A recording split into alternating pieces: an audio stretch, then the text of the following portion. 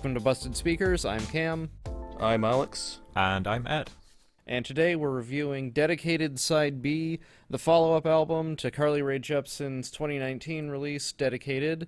As I'm sure we're all aware, Rae Jepsen is a queen among us peasants who is only too eager to bless us with great new music on a regular basis, as evidenced by her release Emotion, which garnered her so much acclaim that she didn't know what to do with it, and she decided, I guess I have to release more songs now.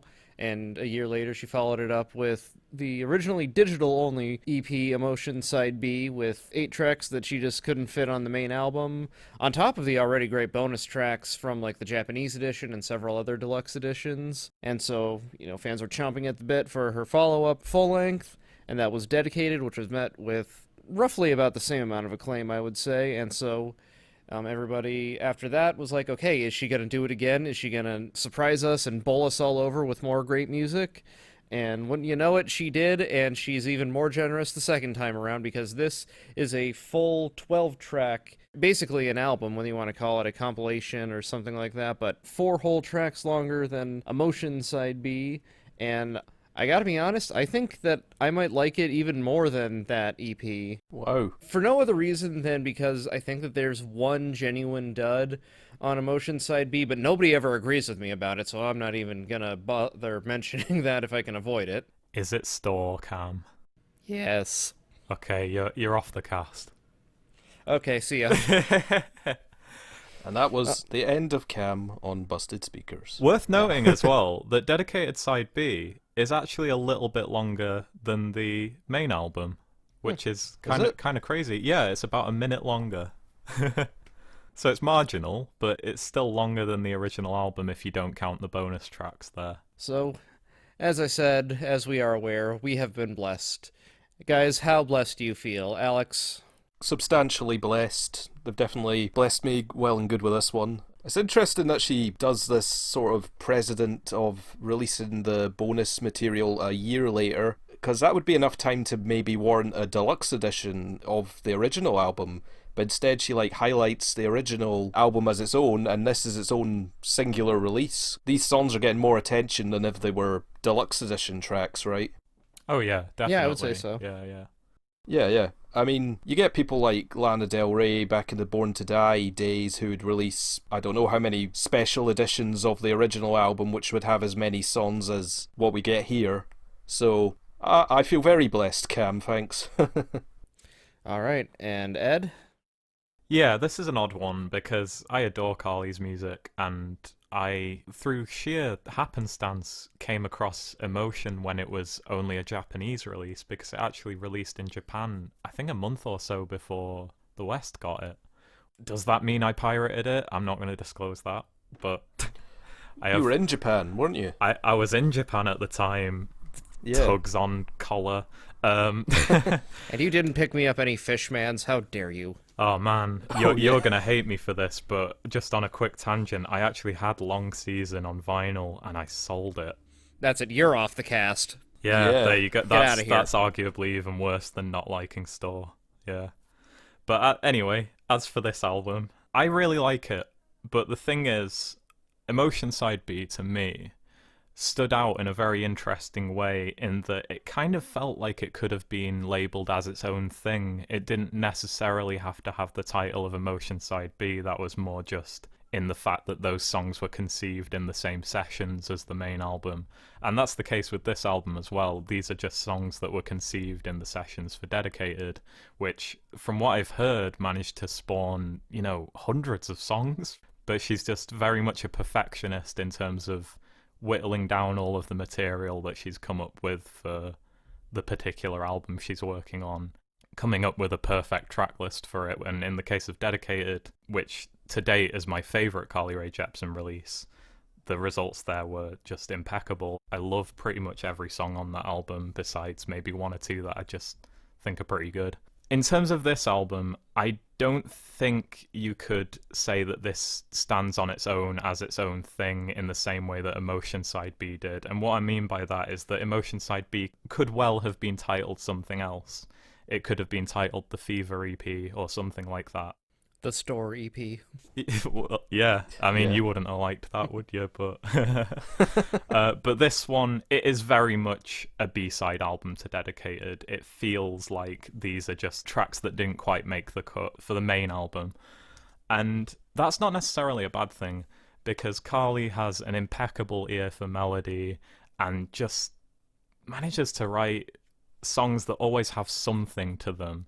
This is not concessionary pop music in the slightest, even though I think some tracks on here do feel a little bit more formulaic. Really, all it comes down to is that I enjoy most of the material on here, but I just feel like a lot of it isn't as fully fleshed out as what you'd hear on a main release from Carly. It does feel like a B-sides album to me, but a very solid one.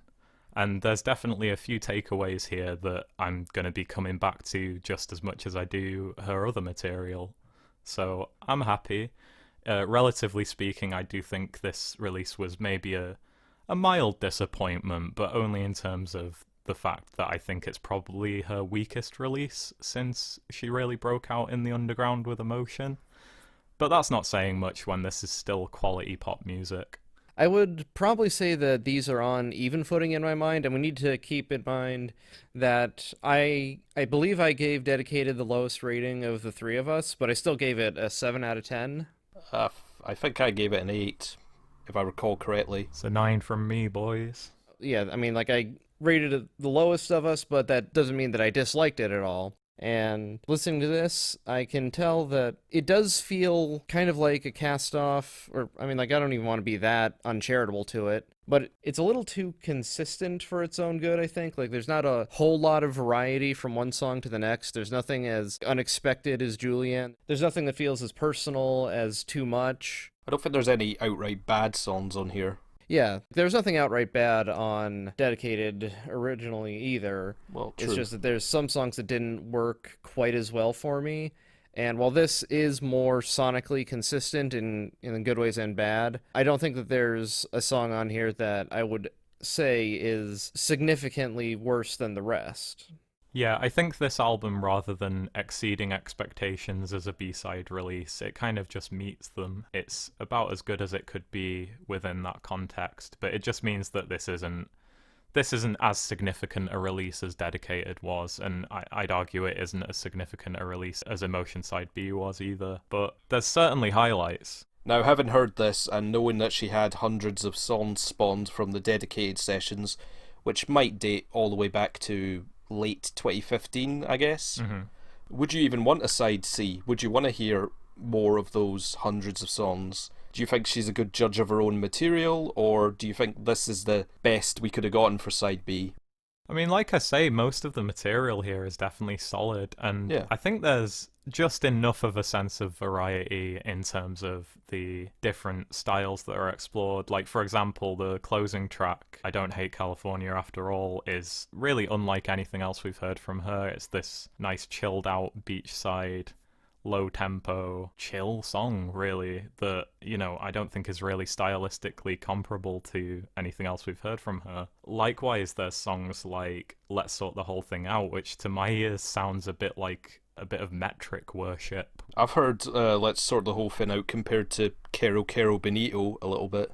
Oh yeah. Okay, you guys are going to think I'm absolutely nuts when you say what I thought of. What did you think of? Like a super pop version of Born to Run. Did you think the synth part sounded a little bit like the chords were a little bit similar to how the guitar in Born to Run was? A little bit. Like, it was mostly in, like, the intro, like, has, like, the melody on, I think, guitar and, like, a glockenspiel or some kind of pitched percussion. It just has that very, you know, propulsive, energetic feeling to it. I mean, it doesn't have the boss's voice and it doesn't have Clarence's sax or anything, but, you know, I know it's weird, which is why I said you guys are going to give me a weird look for it, but Yeah. it's just where my stupid lizard brain went to. I see where you're coming from, though. Like, I think propulsive is definitely a good word for it. It does feel like it's really driven in a way. It's kind of has the same sort of euphoric feeling in the vocal performance almost, but yeah. I'd say also the track Summer Love is definitely an interesting change of pace from anything we heard on the main Dedicated album. I love songs that 100% evoke the feeling of summer like that one does. I don't know what they do. It's like the way the keyboards are played, sort of a warm, lush sound to it. Yeah. Like, that captures the sound of summer 100% to me. Yeah, production-wise, come to think of it, this album is fairly close to the original one in terms of just the quality of the mixing and all that. I don't think these instrumentals are quite as considered or densely layered or structured as interestingly as the material from the main album, and that's what holds them back a lot of the time.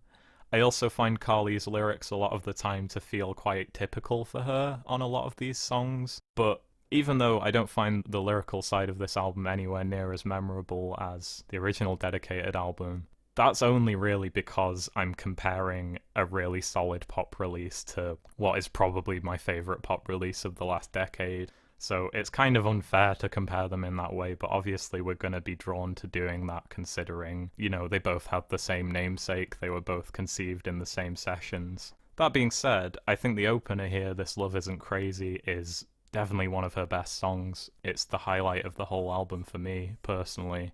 I love the throbbing bass on that track. I think notably, Jack Antonoff, aka Bleachers, produced that track. He did a bulk of the material on Dedicated that I really, really loved. And I think the two songs that he was most heavily involved in on this album, This Love Isn't Crazy and Comeback, probably feel like the most fully formed tracks to me, if you get what I mean. It's not necessarily my top two tracks overall, although I would say This Love Isn't Crazy is my favourite. But they just feel the most fleshed out to me, if you get what I mean. Comeback is definitely one of the better ones, largely just because it actually, as well as his production, has him on it. I'm never going to not like some nice backing vocals from Jack. Yeah. I feel like he doesn't really add much to the song, though, honestly. I feel like you could have cut those vocals out and it wouldn't have changed much, just because his vocals are so buried in the background, but it is a backing vocal. You could have, vocal. but they're nice to have there. I suppose so. I'm just not a huge fan of his voice, to be completely honest, which definitely isn't a problem on the opener, where he has these little vocoded moments as seen in the music video for the song. Didn't even realise that was Jack interjecting in that way. You could have convinced me it was Carly herself. But that song has the energy of a Run Away With Me to an extent, or, you know, the same basic energy as that song, but combined with the danciness of something like Julian, and it's a really good combination. Yeah. Any other favourites, you guys? I think my favorite was probably This Is What They Say. Can't even really place why. We all know I'm good at that. Window is one of my favourites. Yeah, that track is being really underappreciated right now. I know I just said the two Jack Antonoff tracks feel like the most fully developed, but I'd say that track feels like it could have fit on the original album. It could have, but it's also pretty good at standing on its own volition. I don't think there was a song on the album proper that had a instrumental bed that was as funky as Window. That's true. It's a little bit clearer, love the bass playing, just a different vibe, I really like it. I don't know what the way she writes songs is. I don't like, for example, they have Felt This Way and Stay Away sequenced together. Those songs definitely feel really similar. There's very similar lyrics on those songs, but used in different sections of the song structure, and they're both the exact same length. And of course they're back to back, so that was a weird thing I noticed the first time I was listening. I thought, Are my tracks mislabeled right now? But no, you listen to both of them and you just realise that maybe they were sort of conceived from the same lyrical ideas. Different songs, though. Sounds like they're from the same songwriting development, and maybe they split off at a certain point. I'd say Stay Away probably has the better hook, definitely more upbeat. But yeah, Window, speaking of that, you know, she talks about keeping a window open in the same way as Want You in My Room. That's true. Yeah, I didn't actually think about that. I don't know, that's something I think of when hearing a song like that. The You Were the One hook at the end of Window is really catchy, one of the better ones she's done recently, I'd say. Yeah, I agree. And Now I Don't Hate California After All, that was a song I immediately took to. The sort of weird cookie song. I don't think it was quite good enough to be on the album proper. Maybe. I really like it, but it's very different from anything else on there. Yeah, it wouldn't have fit there stylistically. Maybe at the very end, but even if it was after Real Love, not really, so maybe not. Like Ed was saying, it's more low-key, mid-tempo. Absolutely my favourite here, just a really nice, almost relaxing song. I didn't really look into it too much lyrically. I guess it's about positive experiences with a person or a place can change your perception of a place. Yeah, that's what I got from it. Yeah, she used to not like California too much, but now she doesn't hate it after all. I will say though, with that song, and I think I enjoy it, a lot as well. Maybe not quite as much as you, but what is going on with the chord progression at the beginning of that song? No, I like that. I don't know. It sounds off key to me, or something like that, or it just sounds a bit too dinky. It's not so much of a problem because it's right at the beginning, and then it just settles into a really quality, solid song. I've heard enough progressive rock intros that have weird 30-second intros that never get repeated again to not mind stuff like that. Yeah, I just think it sounded a little bit garish and out of place compared to the rest of the album, honestly. Well, the whole song doesn't sound like a lot of the rest of the album. I don't know. That's true, but yeah, I'd say to this album's credit compared to the main dedicated album, there is a little more of a sense of variety here. I don't know if you guys would agree, but I think she brings out some tracks on here that could have had an entire album built around the general sound that they explore, but it's more of a mixed bag here.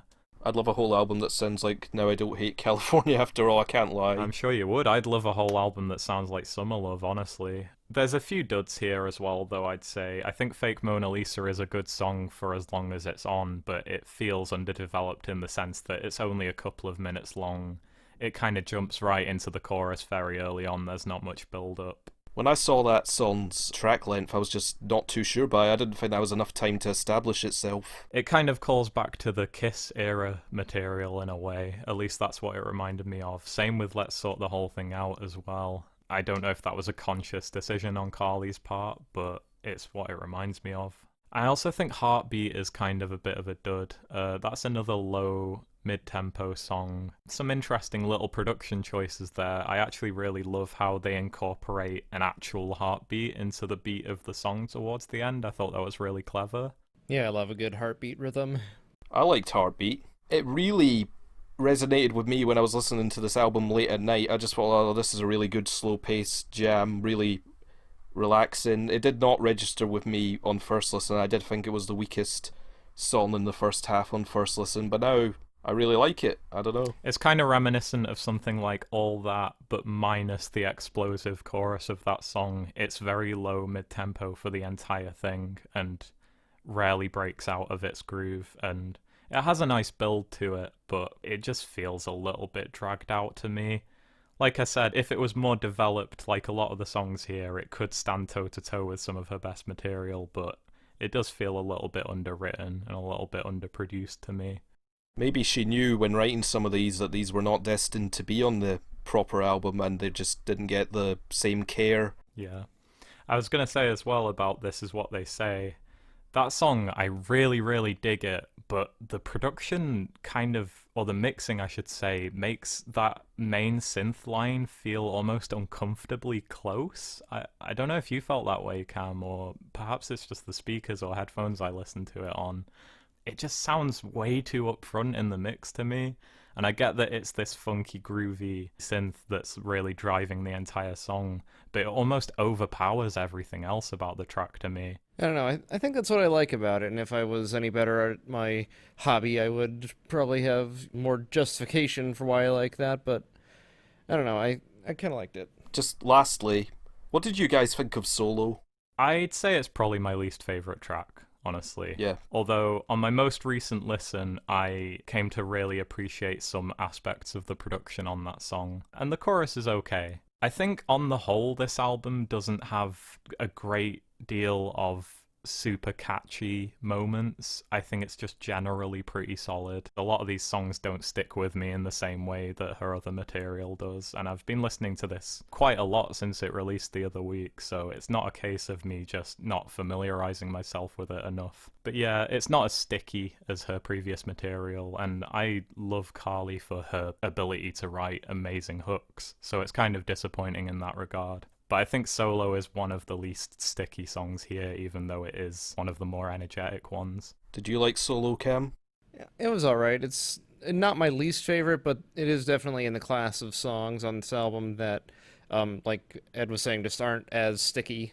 It's my least favourite. I'm just not impressed by the glitchy vocal drop on it. I don't know what it is. I can't say I always don't like them. I'm not consistent in that way. It's just sometimes when they're implemented, I don't like them, and I don't like them here. It's weird. It's like a alternate universe, opposite version of Party for One, where in that song she's happy to be alone. In this one, it doesn't matter if you're not in love. It's better than spending your nights solo. That's kind of interesting. I don't know. Well, I think that was supposed to be a pun. I think it's like don't go wasting your nights getting so low, like being Ah, upset about being single. that is a good shout as well. I just interpreted it as solo just because of the title, but yeah, that's true as well. I Yeah. don't know. I could just see this as being from almost any other pop star. This song, which is not true of most of Carly's songs. So Yeah. it's an okay song. I'm just not happy with it being in between two of my favorites. I'll be honest, but yeah, it's okay. It's the only track on here I'd describe that way as well. But everything else here, it still distinctly feels like Carly's own vision. It doesn't feel like she's making any concessions, really. She's still doing what she wants to do. I guess perhaps because as much as I love Emotion, that album does have a few moments towards the beginning that I would argue are somewhat concessionary, like Gimme Love and especially I Really Like You, which is a really fun song, but it does feel like it is shooting for radio play. And I think after the lack of commercial success on that front with Emotion of Runaway With Me not doing anywhere near as well as it deserved to in terms of chart success, and I Really Like You was a minor hit, but it was nothing compared to Call Me Maybe in that regard. I think she just had more freedom to do what she wants to do when it came to making Dedicated, and as a result, she managed to whittle down all the tracks she put together into a much more cohesive piece of work, at least in my mind. So when it comes to getting the B-sides, it's not as surprising that they're maybe of a slightly lesser quality. I've got to wonder if we even would have got Emotion Side B if it wasn't for that huge cult following that developed as a result of Emotion coming out, because commercial success is something that doesn't really seem to be part of the conversation anymore with Carly. Nah. What I mean is, it doesn't surprise me that the material here slightly pales in comparison to the main album and isn't as focused, whereas in my mind, like I said, Emotion Side B could have stood out as its own thing. It could have had its own title and she would have got away with it. But yeah, I just want to talk about one more song before we go into conclusions, if that's okay. Initially, I was a little bit iffy with Felt This Way, Stay Away, just feeling quite similar in terms of the songwriting, because there are lyrics from both songs that are the same, essentially. Yeah. But the song Felt This Way has really grown to become one of my favourites here, even though initially I wasn't too impressed by it. It's a little bit more of a slow burner than the Stay Away track, which is way more upbeat and up-tempo and reminds me a little bit of the material on Emotion Side B. Felt This Way is just a really lovely tune, and I think that's one of the songs that lyrically stands out the most. It's really up to the level of quality in terms of lyrics that I expected going into this. I think they put these two songs really smartly into the album together. Stay Away into Felt This Way might not have worked as much. You get the slower, more slow burner hooks and little melodic ideas of that song before you get the full-on pop greatness chorus of Stay Away, if you'd even call it greatness, I don't know. It's more explosive than the Felt This Way chorus. Yeah, I prefer Stay Away marginally because of that. I really dig them both, honestly. Yeah. But I think the stretched backing vocal effect of Stay Away, I love that bit. That's one of my favourite parts of the whole release. That is enough to make me prefer it to Felt This Way, but I appreciate them both. Yeah, Felt This Way has just this really lovely, comforting, sensual vibe to it that I get from Carly's music a lot more than any other pop artists I've listened to lately. She just really has a knack for making her songs sound very comforting in a way. Did you guys think that there was like a little too much reverb on her vocals all through this album? Because I felt like it was almost every track, even when it wasn't necessary or warranted, and that's kind of a stumbling block for me to fully embrace it. I didn't noticeably hear that. It wasn't something I thought of vocally. Now that you've mentioned it, maybe you ruined ruined it for me. Sorry. Yeah, I didn't really notice that either, but I would say on the song Heartbeat, her vocals do have way too much reverb on them. I know that's the type of song that warrants that type of production decision, but I don't know, it still makes everything feel a bit too hazy and hard to latch onto. But on the whole, I don't know, I think the vocal production throughout was as solid as I could have reasonably expected, honestly. Yeah. I don't know. Like for me, it just felt like it was way too processed. I mean, I know like everybody uses at least a little bit of auto tune. Everybody's vocal lines are comped to heck. Some songs felt genuinely kind of like mechanical and too processed. Like that's keeping me at an arm's length from "This Love Isn't Crazy," which was my favorite song in the first place. But then I just started noticing her voice is like just a little. It's a little too much on it. Okay. Even though this was not a track by track, we somehow still have managed to comment on every track. Oh, yeah. Basically. All right, guys. So, what are we gonna rate this one, Alex? Yeah, I mean, if you're a fan of Carly Rae Jepsen, you already know what you're going to get here. There's a certain level of guaranteed quality you're going to get from this. The precedent was already set with Emotion Side B. Whether it was more successful or less successful is up to you, of course. I'm going to give this just a solid 7 out of 10. It's a little bit less of a solid album than Dedicated itself, but there's a lot of great takeaways here, a lot of different sounds. Now I Don't Hate California After All, This Love Isn't Crazy, Come Back, Felt This Way, Stay Away, and Window. Those are all top tier Carly songs. Summer Love too. I mean, I've mentioned half the fin there. So yeah, 7 out of 10. It's just another great addition to her recent critically lauded output. All right, Sir Ed. Please never call me that again. Yeah. Mr. Ed.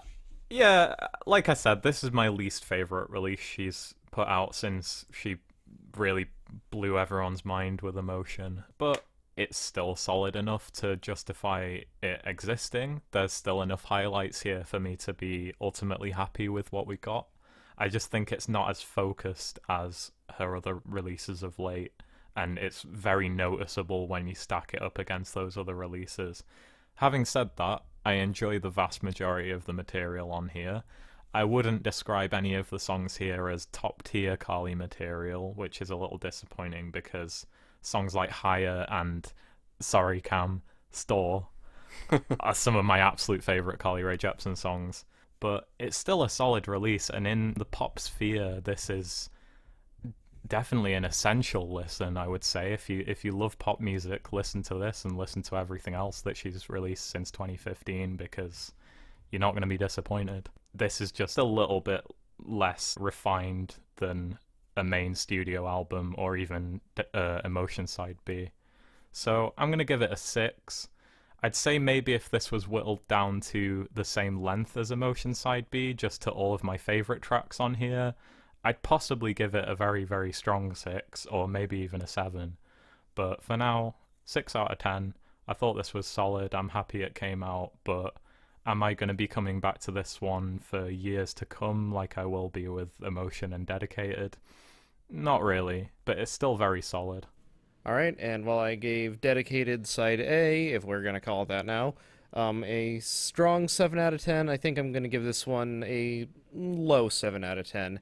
I agree with you, Ed, that it doesn't quite have the best of Carly's personality on here, but I do think the quality of the songs overall is very consistent, and even though it does have what I perceive to be the problem of a little too much processing on the vocals, it's still a very, easy listen, and at this point I don't think we can really expect a truly bad release from Carly unless she just, hits absolute burnout or something in the future, which I really hope doesn't happen. But, with as hard as she's been working and as high as the quality of her music has been for the last 5 years or so, it's something that we might have to be worried about, but we also need to be grateful for when stuff turns out as well as it does. So, 7 out of 10. Speaking of the future of her musical endeavors, I read in an interview that her next big studio release is actually going to be heavily influenced by Kate Bush. So that should be an interesting change of pace for her, and I hope it pays off as well as Dedicated and Emotion did. All right, we will absolutely keep our ears to the grindstone for that one. Yeah. Ears to the grindstone, is that even a phrase? Can't say I've heard It is now. It is now. All right, and that's our thoughts on Dedicated Side B. Thanks for tuning in to Busted Speakers, everybody. Subscribe to the channel if you want to see more of our album reviews. You can follow us on Twitter @_Busted Speakers. You can follow me on Twitter @SubProspector. And we will see you all next time. Bye. Later, guys. See ya.